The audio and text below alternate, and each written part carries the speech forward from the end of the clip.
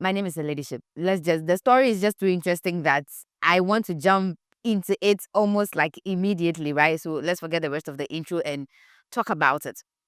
Now, I've seen this video of the presenter from one of the presenters from Sumpa FM.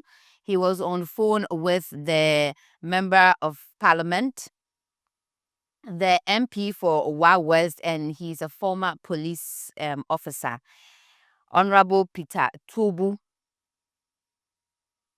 And on the phone call, Honorable is saying that it is only and only a fool that carries a gun and becomes the lead. Because it's all about protecting lives and property and defending innocent Ghanaians.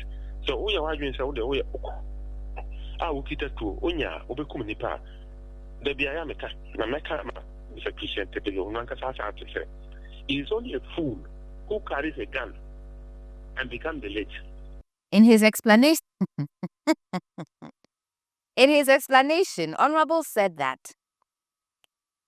you see, when the police force, they are meeting with armed robbers, right? It's as if the police training do not allow them to charge first, especially when the even in a situation where the armed robbers are also carrying guns. It looks like the police training do not allow them to charge first. And he thinks that that is what is causing most of the death of the police people or the people in the forces. Because in situation like this, where the armed robbers, they are with guns, which means that they are ready to shoot to kill. The police should also be ready to shoot to kill. And for some reason, I know you all are going to come for me for this, but somehow I kind of agree. I kind of agree, you know. It's dicey, but calm down. Let me try and explain my point. I kind of agree, not because you are trying to support police brutality or you are trying to push for police people to be brutal or to be whatever they would be with their guns. No. But then, truly, sometimes I feel like when we are talking about our forces, right, we actually do not add any level of sympathy to them. Like, me who are buying what quite more. I promise you, when I see them, especially imagine like a day where the sun is scorching and then they are wearing black. They are standing at traffic all throughout. Like you can imagine the heat, the sweat. Sometimes to when you are traveling, those of us that travel long journeys, probably in buses, right? Or in a vehicle.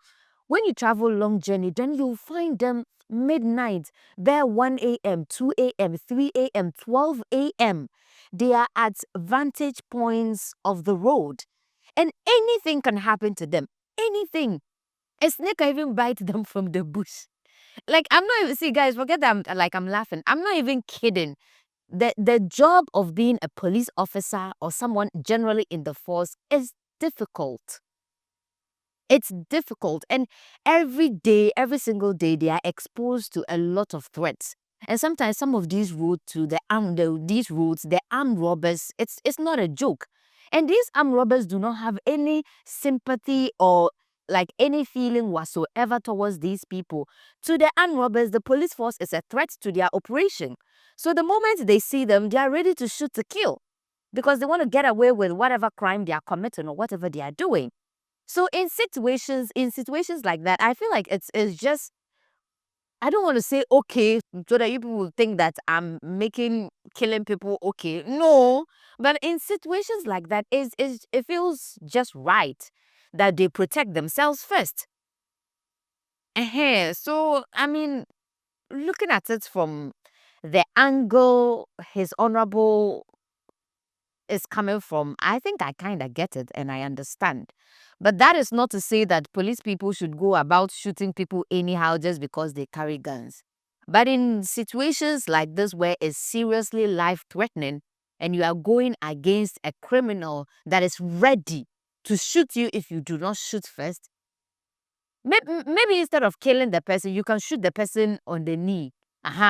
To break their leg so that the person will fall down, or the person's arm, or somewhere that the person would not necessarily die, but the person would have to drop on the floor, then you can arrest the person. But I'm sorry, guys. This one, dear, no matter how you guys come for me, I think I kind of side with honorable. So, yeah. So the National Sports Authority, right, that is the NSA, in consultation with the Ministry of Sports and Recreation, has with immediate effect suspended all boxing activities in Ghana. And you'd ask why. So a couple of weeks back, I think 2 weeks ago, actually on the 12th of September 2025, we had Enes Baobali Akushe. He went on a boxing fight against Jacob Dixon, and after 11 days, if I'm not mistaken, 11 days after the fight, he was pronounced dead. And that happened on the 23rd of September 2025. Now, when he went to the hospital, Lekma Hospital, his manager did an interview, and the manager mentioned that after the fight, he didn't finish the fight though. For those of you that do not know the information, let me just recap it quickly for you. He didn't finish the fight. Actually, he got to the 8th round, and he was supposed to do like 12 rounds or so. And he got to the 8th round, and unfortunately, he couldn't continue. They beat him so bad, an ambulance had to come and take him. They rushed him to the hospital, and after 11 days, he was pronounced dead. According to his manager, he was diagnosed of malaria and other small issues here and there. And after that, he was pronounced dead. And that is why the NSA and then in connection with the Ministry of Sports and Recreation, they have come out with this suspension on all boxing matches. Now, this is what the Ministry of Sports and the NSA is saying. They are saying that they are suspending this. This decision follows the tragic passing of professional boxer Enes Baobali Akushe after his most recent bout. It reflects the joint commitment of the NSA and the Sports Ministry to prioritize the safety. Now, this is where I want us to pay attention to.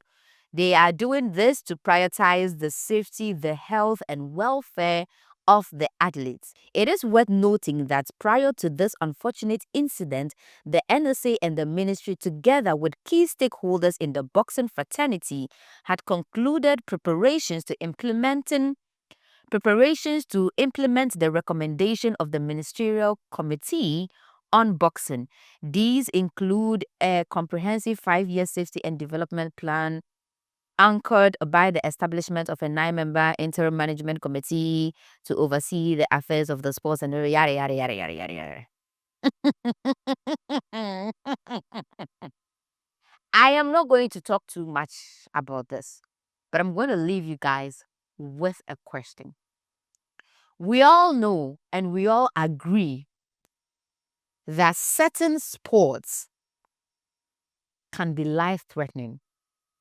It's a dangerous sport. Boxing is one of them. Wrestling is one of them. These kind of sports are dangerous sports. Anything can happen to you.